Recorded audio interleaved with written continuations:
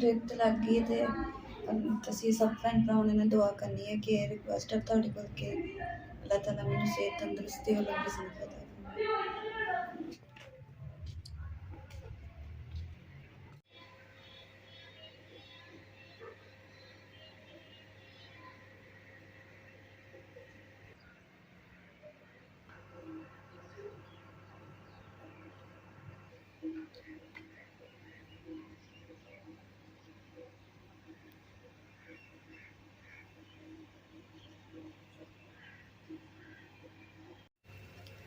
बिस्मिल्लाहिर्रहमानिर्रहीम। अस्सलाम वालेकुम। एक तादी मेरे भैन भरा ठीक होणगे अल्हम्दुलिल्लाह। असीं भी ठीक, अल्लाह पाक तुहानूं खुश रखे आबाद रखे। ते अज दे लोग करदे शुरू। ते अज ना काफ़ी दिनों बाद ना सब्जी वाला आया, तो हुण जाके ना सब्जी वाले रोक के ते इधर रोटी बन रही, उधर सब्जी वाला भी है।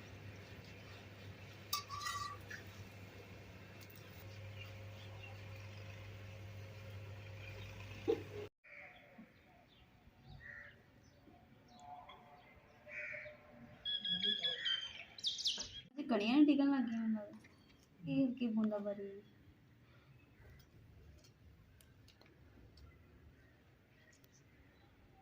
मेरे हाथ तो 2-3 भी अलहमदुलिल्लाह जी। सब्जी वाला आया सी ते सब्जी वाले दे कोलों ना सब्जी तो काफ़ी ज़्यादा पईयां सी ते अज ना आलू गोभी बनाने ना दिल कीता ते आलू ले ले ते हुण जेह्ड़े सब्जी जेह्ड़ी मैं कट लैनी है ते फिर बनाना स्टार्ट करांगी। ते जेह्ड़ियां हुण सब्जी कट्टन दियां ते हत्थां दे उप्पर ना कड़ियां छोटी-छोटियां डिगन दियां, लगदा जिवें कि ना बारिश होएगी ते धुप्प भी निकली होई।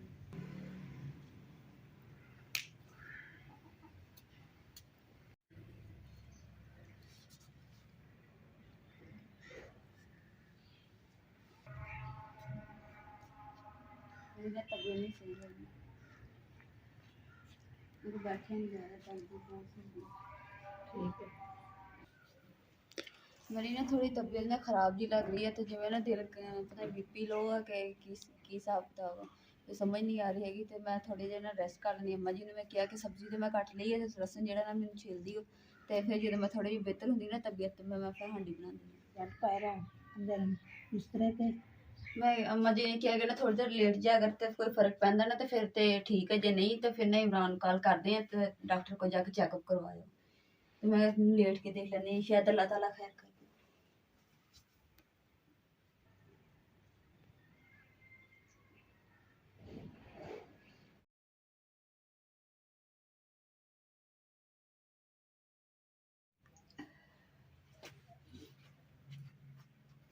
मोबाइल ही बंद है।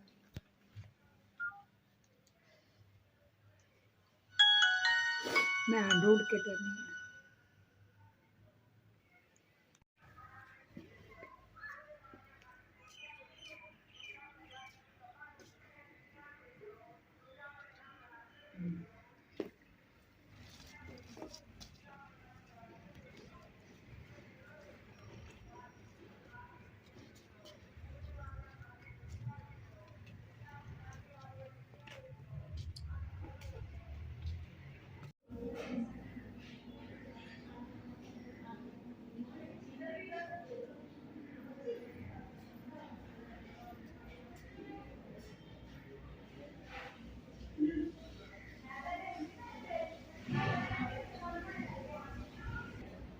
रित लग गई ते तुसीं सब भैन भरावां ने दुआ करनी है कि रिक्वेस्ट है तुहाडे कोल कि अल्लाह ताला मैनूं सेहत तंदरुस्ती और लंबी जिंदगी अता फरमाए।